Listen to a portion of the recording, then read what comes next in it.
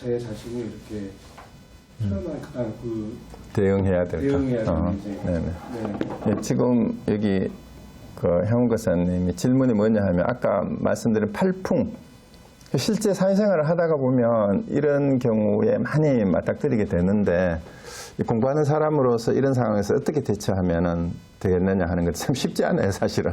저도 누가 칭찬하면 기분 좋고 제 욕하는 거 보면 화가 나서 그냥 상대방을 어떻게 하고 싶고 그런 마음이 확 들죠.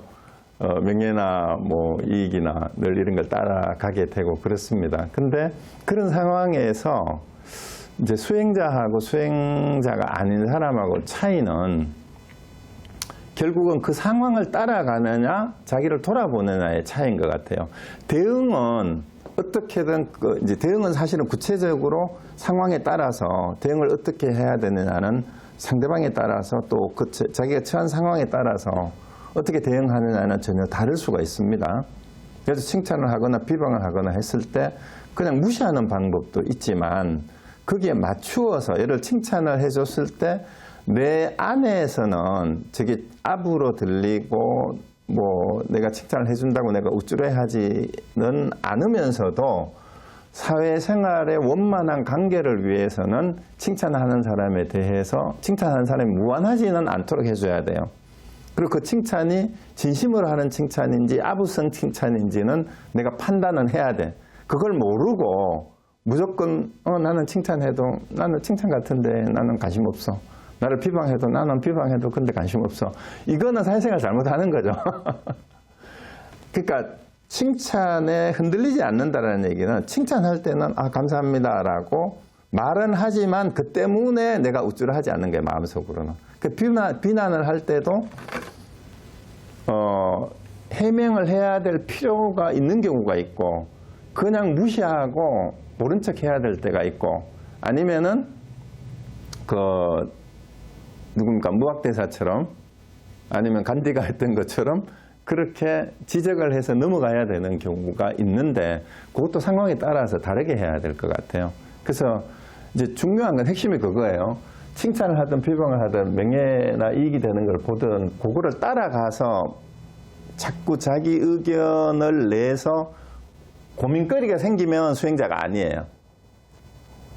그쵸? 수언생해가 되면 자기 견해가 거기에서 이걸 어떻게 할까 저놈 때문에 너무 괴롭다 힘들다 하고 이렇게 되면 안 되고 그 상황을 정확하게 알고 대응하는 연습을 자꾸 해야 될 것 같아요. 실제로 살다 보면 저도 그런 경우 참 많아요.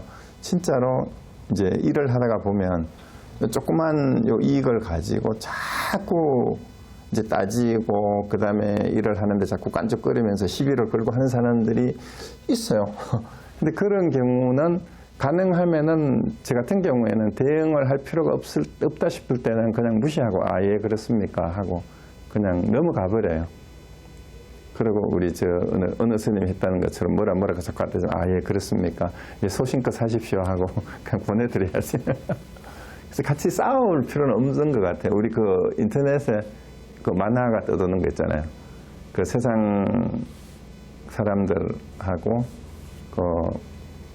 이제 다투지 않고 뭐 원만하게 잘 살려면 어떻게 하면 됩니까? 이러니까 멍청한 사람들하고 다투지 않아야 됩니다. 이러니까 질문했는 사람이 저는 그렇게 생각하지 않습니다. 이러니까 예, 당신 말이 옳습니다. 그래서 그런 지혜가 위트가 좀 필요해요. 근데 우리 수미산공안이나 금산법문을 해보면은 그 지혜를 기를 수가 있어요. 그런 상황에서 그게 이제 무학대사가 했던 그런 방법이에요. 네, 그렇습니다.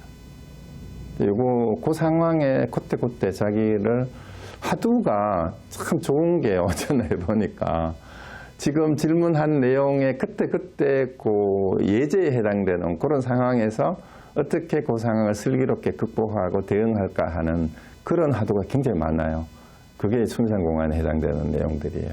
그게 우리 누굽니까 문광 스님이 이제 편집해서 번역한 선문 염송 요의 거기에는 진제 스님이 분류했다라는 변신 변사의 일, 열애선 도리, 그 다음에 향상구 도리 이렇게 하두로 세 종류로 진제 스님 그렇게 구분을 했어요.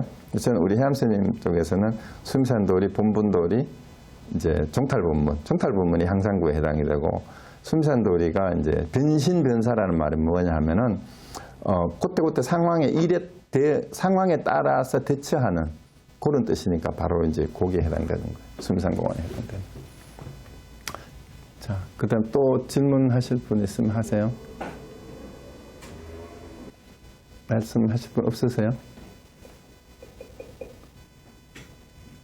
오늘 사실 했던 내용은 뭐 쟁점이라기보다는 이제 도노 후 점수에 대한, 그러니까 깨닫기 이전의 점수하고 도노 후 점수하고 차이를 정리한 거예요. 보조국사가. 그래서 점수라는 말을 듣고 자꾸 이제 전문에서 하는 점수하고 이거는 다르다라는 얘기를 분명히 정리를 한 거죠. 사실 우리 여기 저기 보살님도 이제 어떻게 보면 그 참선을 하시는데 자꾸 이제 번뇌망상이 많고 생각이 또 집중이 잘 안 되고 또 선정에 대한 생각을 자꾸 하시는데 선정에 대해서 생각하실 필요가 없으세요. 선정을 생각하는 것 자체가 전문에서 생각하는 그런 거니까. 그래서 우리 앞에서 나왔던 것처럼 번뇌망상이 일어나는 거를 고민하지 말고 깨달음이 늦는 것을 고민해라 라는 얘기가 이제 자성문으로 바로 들어가라. 자성이 뭔지를 깨닫고 나면 그 다음에 번뇌망상을 다스리고 선정에 들어가는 것도 쉽게 갈 수가 있어요. 왜냐하면 뿌리를 이미 뽑아버린 거이기 때문에. 번뇌망상의 뿌리를 제거한 상태에서 나머지 남아있는 잔부스러기 처리하는 것만 남았기 때문에 그만큼 쉬워져요. 그래서 뿌리를 뽑지 않고 임시방편으로 낫으로 줄기만 꺾어놓은 그런 거하고 똑같잖아요. 돌로 눌러 놓는다라는 얘기는. 그래서 잡초가 자꾸 자라는데 잡초를 뿌리채 뽑아버리는 거하고 번뇌망상이 잡초잖아. 근데 이 잡초를 낫으로 베어가지고 큰 이게 잔디 깎듯이 깎아놓기만 하면은 또 비만 오면 어떻게 돼요? 또 자라잖아. 그 상황만 생기면은 이 번뇌망상이 또 자라나는 거예요.